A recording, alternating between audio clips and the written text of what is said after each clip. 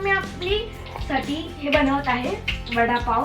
आणि आता घरच्या घरी 31 डिसेंबर स्पेशली आम्ही बनवत आहोत. आता चला मम्मी बनवते पटकन, मला खूप घाई झाली आहे खायची. म्हणजे आता एकदम बाहेरच्या स्टाईलने करणार आहे मम्मी, एकदम टेस्टी. तुम्ही पाहू शकता किती तयारी केली आहे. मी खूप एक्साइटेड आहे खाण्यासाठी. जर का तुम्हाला ही व्हिडिओ आवडली तर व्हिडिओ लाईक करा, शेअर करा, चॅनल सबस्क्राईब नसेल केलं तर करायला नक्की विसरू नका. तर आज 31 डिसेंबर आहे, तर त्यानिमित्त आमच्याकडे आज पार्टीची तयारी चालू आहे. तर त्याच्यासाठी वडापावची तयारी चालू आहे.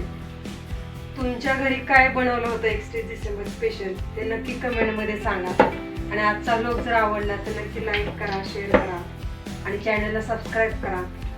आता आम्ही बनवतोय वडापाव, जी की माझी फेवरेट डिश आहे.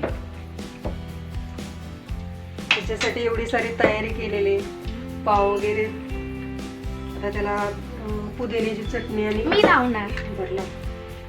खालच्या साईडला आपली पुदिन्याची मस्तपैकी चटणी लावायची घ्यायची. वाव, खूप यम्मी वाटते, टेस्टी वाटते.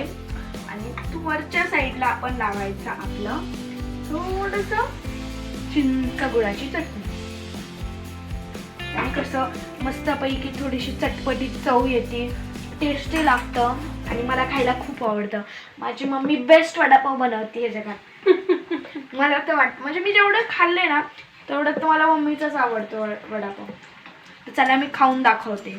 तर आज 31 डिसेंबर स्पेशल गरमागरम वडापाव. आता मी घेत आहे पाव आणि खोल ते. हां, खोललं. त्याच्यात टाकत आहे वडा, गरम वडा. गरम वडा. चटणी वगैरे घ्यायची का? नको. वाव,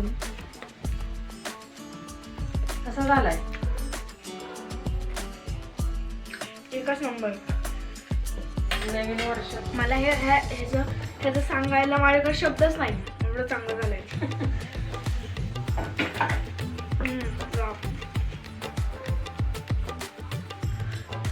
आपल्या सर्वांना नवीन वर्षाच्या खूप खूप शुभेच्छा.